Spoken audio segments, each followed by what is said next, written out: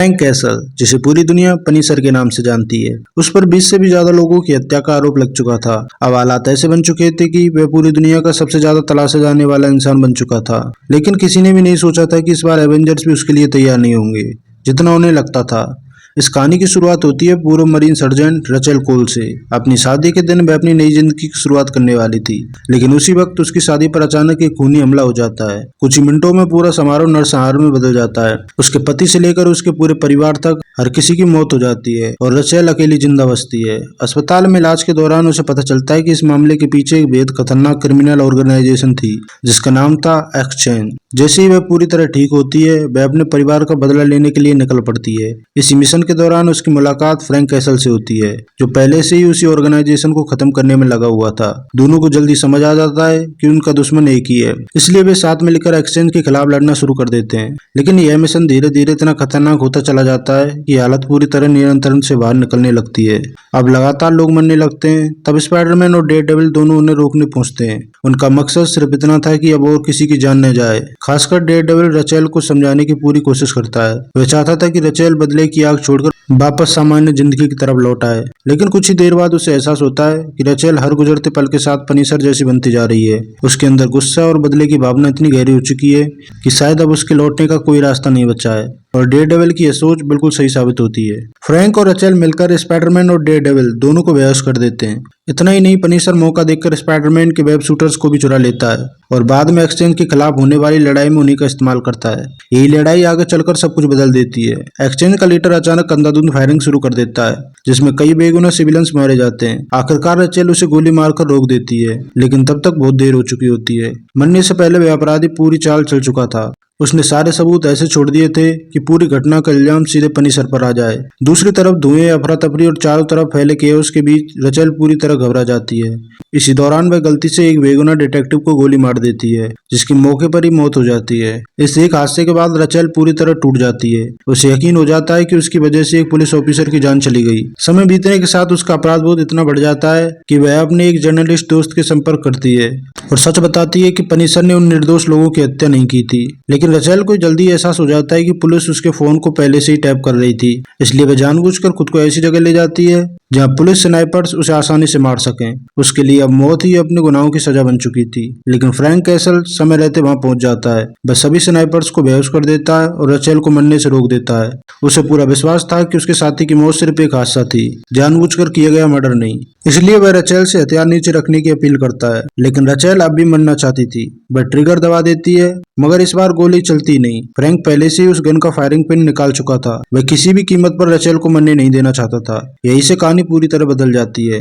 अब रचेल कोल को पनीसर की साथी घोषित कर दिया जाता है। उस पर दर्जनों निर्दोष लोगों की हत्या की मदद करने का आरोप लगाया जाता है और उसे डेथ रो पर भेज दिया जाता है, जहां उसे फांसी का इंतजार करना था। दूसरी तरफ पनीसर को पकड़ने के लिए मार्वल की सबसे बड़ी मेन हंट में से एक शुरू हो जाती है। पूरे शहर की पुलिस और स्पाइडरमैन हर जगह फ्रैंक कैसल की तलाश शुरू कर देते हैं। अब सिर्फ क्रिमिनल्स ही नहीं, बल्कि पूरे लॉ एनफोर्समेंट और सुपर हीरोज भी पनीसर के पीछे पड़ चुके थे। स्पाइडरमैन अब पूरी तरह यकीन कर चुका था कि पनीसर को किसी भी कीमत पर रोका जाना चाहिए। उसे सबसे ज्यादा गुस्सा इस बात का था कि फ्रैंक ने उसके वेब शूटर्स का इस्तेमाल करके अपनी लड़ाई लड़ी थी। पीटर मानता था कि चाहे पनीसर के उन निर्दोष लोगों को मारा हो या नहीं, लेकिन वह लगातार लोगों की जान ले रहा था और अब उसे रुकना जरूरी था। वह फ्रैंक का पीछा करता है और दोनों आमने सामने आ जाते हैं। स्पाइडरमैन उसे साफ तौर पर एक पागल इंसान मानता है, जिसे हमेशा के लिए जेल में होना चाहिए। अंदर ही अंदर वह अब भी यही उम्मीद कर रहा था कि शायद फ्रैंक ने सिविलियंस को नहीं मारा होगा।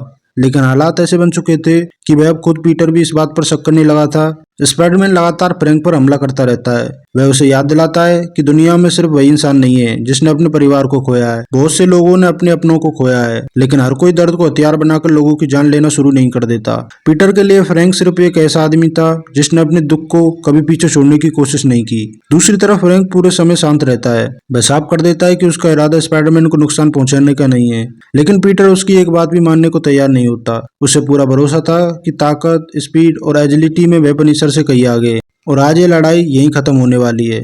स्पाइडरमैन लगातार फ्रैंक पर भारी पड़ने लगता है। उसे भरोसा था कि कुछ ही देर में पुलिस पहुंच जाएगी और फिर फ्रैंक पूरी जिंदगी जेल में रहेगा।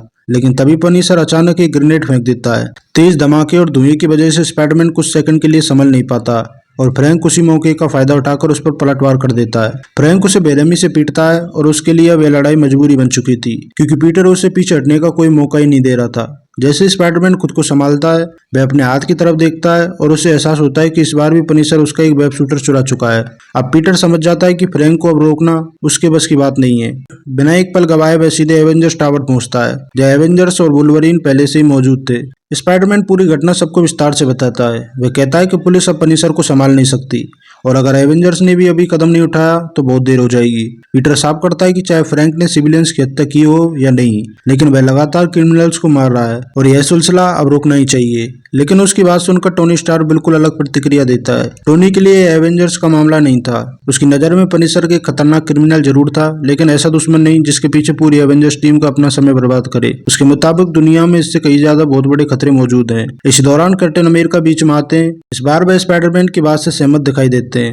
स्टीव का मानना था कि हर इंसान की जान बराबर की कीमत रखती है और एवेंजर्स का काम सिर्फ दुनिया को एलियन इन्वेजन या ग्लोबल थ्रेट से बचाना नहीं है, बल्कि हर जिंदगी से रक्षा करना भी है। टोनी फिर भी अपनी बात पर कायम रहता है। उसके हिसाब से बिना किसी सुपर पावर वाले सिर्फ एक आदमी के पीछे पूरी एवेंजर्स टीम भेजना ओवरकिल होगा। काफी चर्चा के बाद सभी इस बात पर सहमत होते हैं कि पूरी टीम की बजाय सिर्फ ब्लैक विडो पनिशर को पकड़ने भेजा जाए। जब बाकी एवेंजर्स वहां से निकल जाते हैं तब कैप्टन अमेरिका की नजर वुल्वरीन पर पड़ती है। स्टीव तुरंत समझ जाता है कि लोगों ने इस फैसले से पूरी तरह सहमत नहीं है। असल में वुल्वरीन पनिशर के तरीकों से पूरी तरह सहमत तो नहीं था, लेकिन वह इतना जरूर मानता था कि कुछ क्रिमिनल सच में मरने के लायक होते हैं। यही वजह थी कि उसके और कैप्टन अमेरिका के बीच सोच का अंतर साफ दिखाई देता है। उधर पनिशर एक पुराने वेयर हाउस के बेसमेंट में पहुंच चुका था। वह अपना अगला कदम उठाने ही वाला था कि तभी अंधेरे से एक आवाज आती है। सामने वुल्वरीन खड़ा था।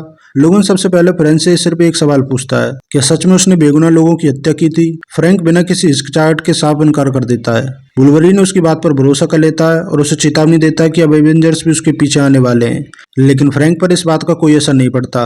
वह शांत तरीके से वहां से निकलने लगता है और जाते जाते वुल्वरीन को बता देता है कि जैसे ही वह इस जगह से बाहर निकलेगा, पूरे वेयर हाउस में लगाए गए बॉम्ब्स फट जाएंगे और वहां मौजूद हर सबूत हमेशा के लिए मिट जाएगा। फ्रैंक पहले ही अपनी हर चाल सोच चुका था और वह किसी भी हालत में अपने पीछे कोई निशान नहीं छोड़ना चाहता था। इधर ब्लैक विडो अपने मिशन की शुरुआत करती है। पनिशर तक पहुंचने का सबसे ज्यादा आसान रास्ता रेचल कोल थी, जो इस समय डेथ रो में अपनी सजा का इंतजार कर रही थी। नताशा अपनी पहचान छुपाकर जेल के अंदर पहुंचती है और रचेल से बात करने की कोशिश करती है, लेकिन रचेल पूरी तरह टूट चुकी थी। उसे अपनी जिंदगी की कोई परवाह नहीं थी। ब्लैक विडो उससे पूछती है कि क्या सच में वह मरना चाहती है, लेकिन रचेल उसकी किसी भी बात का जवाब नहीं देती।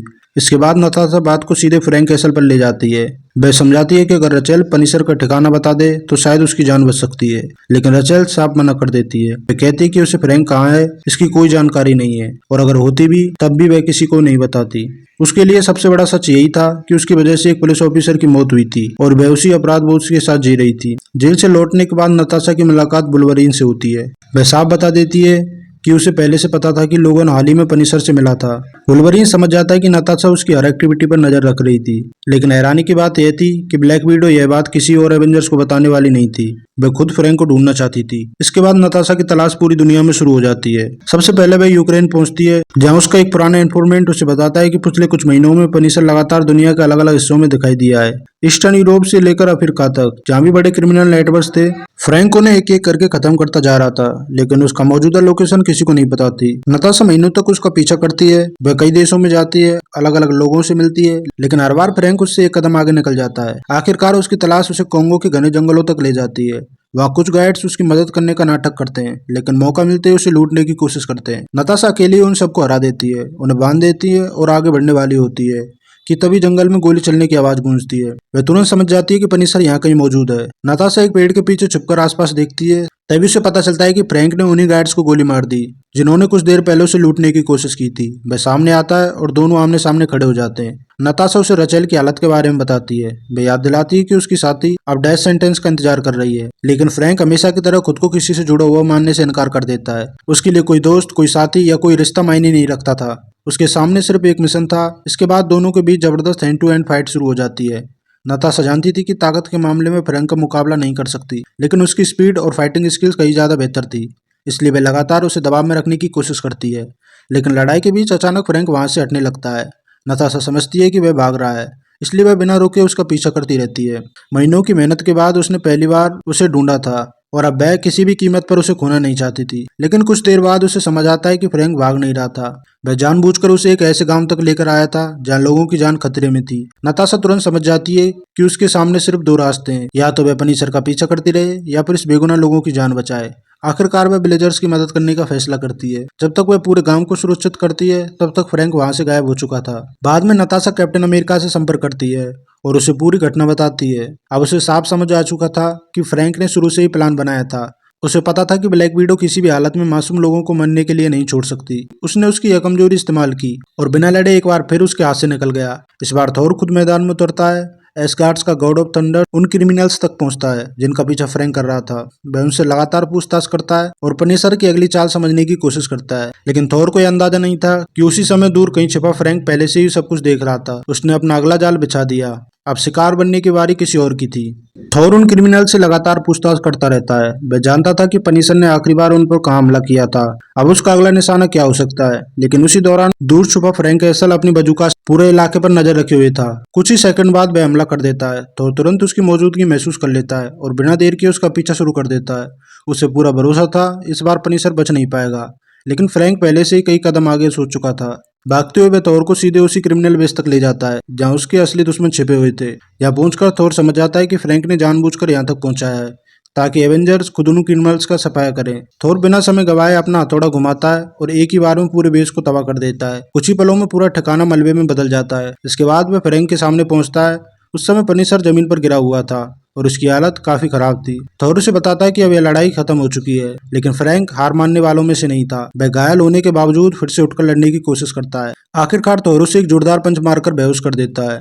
जब फ्रैंक की आंख खुलती है तो वह खुद को थोर के सामने बैठा हुआ पाता है, लेकिन इस बार थोर लड़ने नहीं आया था। वह पनिशर से बात करना चाहता था। वह फ्रैंक को पानी पिलाता है और फिर युद्ध, सैनिकों और इंसानी जिंदगी के बारे में बात करने लगता है। थोर समझाता है कि जब कोई इंसान अपनी पूरी जिंदगी सिर्फ युद्ध में गुजार देता है तो एक समय ऐसा आता है जब उसे लड़ाई के अलावा कुछ और दिखाई नहीं देता। धीरे धीरे वही युद्ध उसकी पहचान बन जाता है। थोर साफ कहता है कि उसे फ्रैंक की हालत समझ आती है। वह जानता है कि अपना पूरा परिवार खोने के बाद फ्रैंक के लिए जिंदगी सिर्फ एक अंतिम जंग बन चुकी है, लेकिन हर जंग का एक अंत होता है और शायद अब समय आ गया है कि वह इस लड़ाई को हमेशा के लिए खत्म कर दे। इसके बाद थोर अपने सारे हथियार एक तरफ रख देता है। वह फ्रैंक को दिखाना चाहता था कि वह उस पर हमला करने नहीं आया। उसकी कोशिश सिर्फ इतनी थी कि पनिशर पहली बार अपने गुस्से से बाहर निकलकर खुद को देखे। थोर उसे याद दिलाता है कि रचेल कोल इस समय उसकी वजह से डेथ सेंटेंस का सामना कर रही है। अगर वो सच में अपने मिशन को सही मानता है तो क्या रचेल का भी उसके लिए अपनी जान देना सही कहा जा सकता है? क्या यही मंजिल थी जिसके लिए उसने इतने साल लड़ाई लड़ी? थोर आखिर में फ्रैंक को एक आखिरी मौका देता है।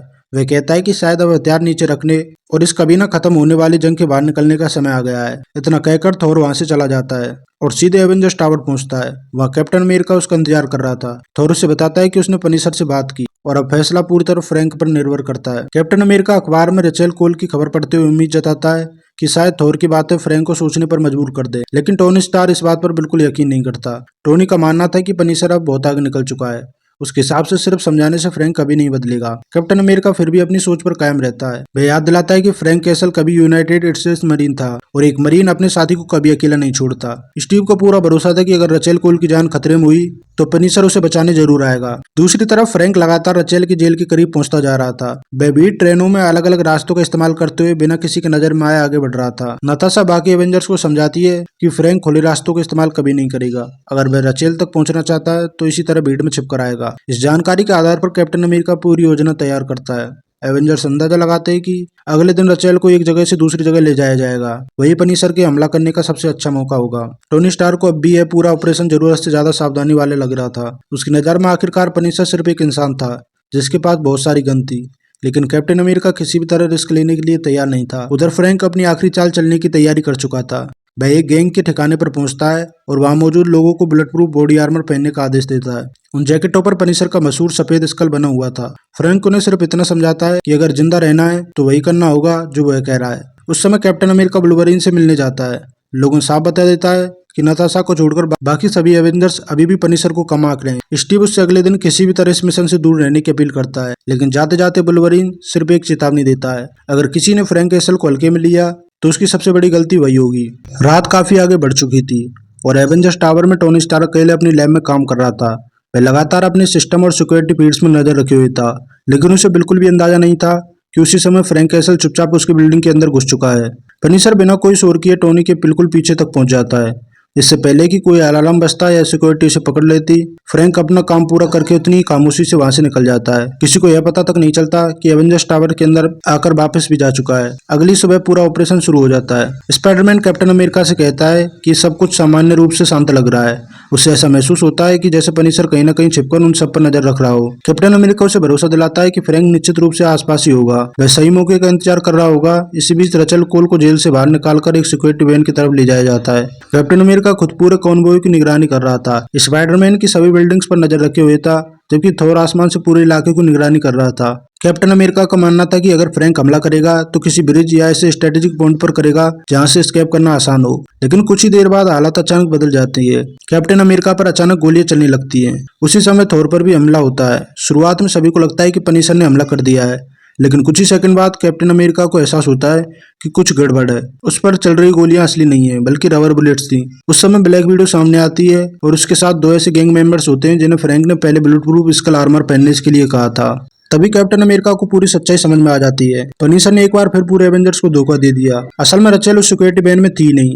एवेंजर्स ने पनीसर को फंसाने के लिए ब्लैक विडो को रचेल का बेस बनाकर भेजा था, लेकिन फ्रैंक पहले ही उनकी पूरी योजना समझ चुका था और उसने उसी योजना को उसके खिलाफ इस्तेमाल किया। दूसरी तरफ स्पाइडरमैन अभी भी उस जगह पर नजर रखे हुए था जहां असली रचेल मौजूद थी। तभी उसकी नजर एक उड़ते हुए आयरन मैन आर्मर पर पड़ती है। शुरुआत में पीटर को लगता है कि शायद टोनी वहां पहुंच गया है, लेकिन अगले ही पल आर्मर उस पर हमला कर देता है। कुछ ही सेकंड में सच्चाई सामने आ जाती है। उस आर्मर के अंदर टोनी स्टार्क नहीं बल्कि पनीसर था।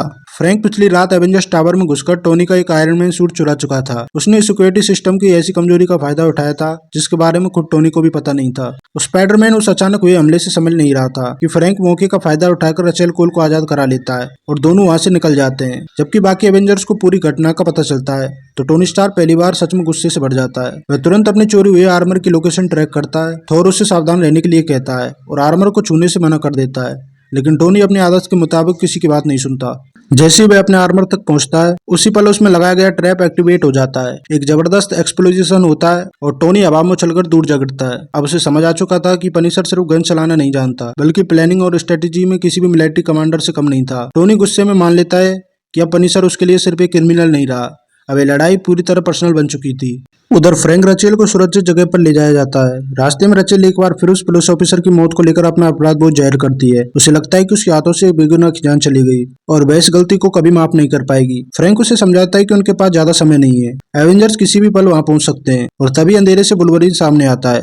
लोगन उन्हें एक ऐसा एस्केप रूट बताता है जिसके बारे में एवेंजर्स सोच भी नहीं सकते थे। वह जानता था कि किस रास्ते में रचेल बिना किसी नजर में आए निकल सकती है। फिर वह उसे तुरंत वहां से निकल जाने के लिए कहता है। रचेल चाहती थी कि फ्रैंक भी उसके साथ चले, लेकिन फ्रैंक पहले से जानता था कि यह लड़ाई आखिर कैसे खत्म होने वाली है। उसके लिए एवेंजर्स का सामना करना तय था। इसके बाद खुद पीछे रुकता है, जबकि वुल्वरीन रचेल को लेकर वहां से दूर निकल जाता है। फ्रैंक वहीं खड़ा रहकर दोनों को जाते हुए देखता है। अब उसे पता था कि अगला सामना सीधे एवेंजर्स से होने वाला था। करीब 10 मिनट बाद एवेंजर्स उस जगह पर पहुंच जाते हैं जहां फ्रैंक के होने की उम्मीद थी। सबसे पहले टोनी स्टार आसपास का पूरा इलाका स्कैन करता है, लेकिन उसे कोई दिखाई नहीं देता। उसे लगता है कि शायद पनीसर एक बार फिर उनके हाथ से निकल चुका है। कैप्टन अमेरिका उसे जल्दबाजी नहीं करने की सलाह देता है। उसे लगता है कि फ्रैंक कोई ट्रैप जरूर छोड़कर गया होगा, लेकिन टोनी इस बार पूरी तरह आत्मविश्वास में था। उसे यकीन था कि पनीसर उसे दोबारा बेवकूफ नहीं बना सकता। इसी बीच टोनी अपने सेंसर से फ्रैंक की लोकेशन डिटेक्ट कर लेता है। बिना एक सेकंड गवाए सीधे उसकी तरफ हमला कर देता है और जोरदार टक्कर मारकर उसे जमीन पर गिरा देता है। टोनी मानता है कि शुरुआत में उसने पनीसर को कभी सीरियस नहीं लिया, लेकिन पिछले कुछ दिनों में उसने जिस तरह एवेंजर्स को बार बार मात दी थी, उसके बाद टोनी खुद मान चुका था कि वह एक बेहद खतरनाक ओपोनेंट है। फ्रैंक तुरंत स्मोक ग्रेनेड छोड़ देता है और पूरा इलाका घने धुएं से भर जाता है। उसका मकसद एक बार फिर से नजर से ओझल होकर निकल जाना था, लेकिन इस बार टोनी तैयार था। उसके आर्मर के एडवांस सेंसर धुएं के बीच में टारगेट को हैक कर सकते थे। टोनी को भरोसा था कि अब फ्रैंक कहीं नहीं बच सकता, लेकिन अगले ही पल पनीसर अपनी राइफल से लगातार टोनी के हेलमेट पर गोलियां चलाना शुरू कर देता है। उसका निशाना सिर्फ आर्मर को तोड़ना नहीं था, वह सिर्फ एक सेंसर्स को ओवरलोड करना चाहता था। उसी सेकंड में लगातार इम्पैक्ट की वजह से टोनी के टारगेटिंग सिस्टम गड़बड़ा जाते हैं और उसकी विजन पूरी तरह डिस्टर्ब हो जाती है। फ्रैंक ने एक बार फिर टेक्नोलॉजी के खिलाफ अपनी मिलिट्री स्ट्रेटेजी का इस्तेमाल किया था। इसी दौरान बाकी एवेंजर्स भी वहां पहुंच जाते हैं। सबसे पहले थोर हमला करता है, लेकिन पनीसर पहले से तैयार था। वह स्पाइडरमैन के चुराए हुए वेब शूटर्स इस्तेमाल करता है और थोर की चाल को कुछ पल के लिए रोक देता है। इतने में ब्लैक विडो अपनी स्पीड का फायदा उठाते हुए फ्रैंक के बेहद करीब पहुंच जाती है और उस पर लगातार अटैक करने लगती है। उसके तुरंत बाद स्पाइडरमैन भी लड़ाई में शामिल हो जाता है, लेकिन फ्रैंक हर अटैक का जवाब अगले तरीके से देता है। स्पाइडरमैन जैसे ही पकड़ने की कोशिश करता है, पनीसर रबर बुलेट्स का इस्तेमाल करता है। उसका मकसद पीटर को मारना नहीं, सिर्फ कुछ देर के लिए लड़ाई से बाहर निकालना था। नताशा फिर से हमला करती है और इस बार अपनी स्पेशल डिवाइस का इस्तेमाल कर फ्रैंक को असंतुलित कर देती है। उसी मौके का फायदा उठाकर टोनी और थोर एक साथ उस पर टूट पड़ते हैं। लगातार हो रहे हमलों की वजह से फ्रैंक की हालत खराब होने लगती है। उसके शरीर पर कई गंभीर चोटें आ चुकी थी। फिर भी वह पीछे हटने को तैयार नहीं था। ब्लैक विडो आखिरी बार पूरी ताकत से किक मारती है। फ्रैंक जमीन पर गिर पड़ता है और कुछ सेकंड में एवेंजर्स उसे चारों तरफ से घेर लेते हैं। सबको लगता है कि आखिरकार फर्नीचर की लड़ाई खत्म हो चुकी है, लेकिन बुरी तरह घायल और खून से लथपथ होने के बावजूद फ्रैंक अभी भी हार मानने को इनकार कर देता है। उसके अंदर लड़ने की वही जीत अब भी बाकी थी, जिसने इतने दिनों तक पूरी दुनिया को पीछे से दौड़ाया था। तभी कैप्टन अमेरिका आगे बढ़ता है। स्टीव बाकी सभी एवेंजर्स को पीछे हटने का इशारा करता है। वह खुद फ्रैंक के सामने खड़ा होता है और शांत आवाज में उसे बताता है कि अब लड़ाई सच में खत्म हो चुकी है। फ्रैंक कुछ पल तक कैप्टन अमेरिका की तरफ देखता रहता है। पूरी मार्वल यूनिवर्स में अगर कोई ऐसा इंसान था जिसकी फ्रैंक कैसल दिल से इज्जत करता था तो वह था स्टीव रोजर्स। लेकिन चुप्पी के बाद पहली बार पनीसर अपने हथियार नीचे रख देता है। वह बिना किसी विरोध के खुद को कैप्टन अमेरिका के हवाले कर देता है। इस तरह मार्वल हिस्ट्री की सबसे बड़ी मेन इवेंट में से एक आखिरकार खत्म हो जाती है। बाद में फ्रैंक कैसल को एक ऐसी under water high security prison में भेज दिया जाता है जहां से भागकर निकलना लगभग नामुमकिन था। जब एवेंजर्स पूरे मिशन को रिव्यू करते हैं तब उन्हें एक ऐसी बात समझ आती है जो पहले किसी ने नोटिस ही नहीं की थी। पूरी लड़ाई के दौरान फ्रैंक ने कई मौके होने के बावजूद भी एवेंजर्स को जान से मारने की कोशिश नहीं की। उसने रबर बुलेट्स, स्मोक, ट्रैप्स और डिस्ट्रक्शन का इस्तेमाल सिर्फ इसलिए किया ताकि किसी की भी मौत ना हो और उसे रेचल कोल की सुरक्षित भगाने का थोड़ा सा वक्त मिल सके। यानी फ्रैंक का असली मिशन खुद बचना नहीं था, उसका पूरा प्लान सिर्फ रेचल को आजादी दिलाना था। कहानी के आखिर पलों में दिखाया जाता है कि रेचल कोल अब पूरी तरह पनीसर की राह पर चल चुकी है। फ्रैंक के जेल जाने के बाद वे बाहर के शहर की गलियों में निकलती है और क्रिमिनल्स का शिकार करना शुरू कर देती है। इस तरह पनीसर की जंग भले ही खत्म हो गई हो, लेकिन उसकी विरासत जिंदा रहती है। अब उस स्कल का मिशन किसी और ने अपने हाथों में ले लिया था। तो आखिर में पनीसर खुद तो सलाखों के पीछे पहुंच गया, लेकिन उसका मिशन वहीं खत्म हुआ क्योंकि रेचल कोल अब उसकी जगह ले चुकी थी और उसने क्रिमिनल्स के खिलाफ वही रास्ता चुन लिया था। सवाल ये है, अगर आप एवेंजर्स की जगह होते तो क्या पनीसर को हीरो मानते या विलन? अपनी राय नीचे कमेंट में जरूर बताएं। अगर आपको ऐसी मार्वल, डीसी और कॉमिक्स की डीप स्टोरी टेलिंग पसंद आती है तो वीडियो को लाइक जरूर करें, चैनल को सब्सक्राइब करें और बेल आइकन जरूर दबाएं ताकि ऐसी शानदार वीडियो सबसे पहले आप तक पहुंचती रहे। मैं मिलता हूं आपसे अगली वीडियो में, तब तक के लिए बाय।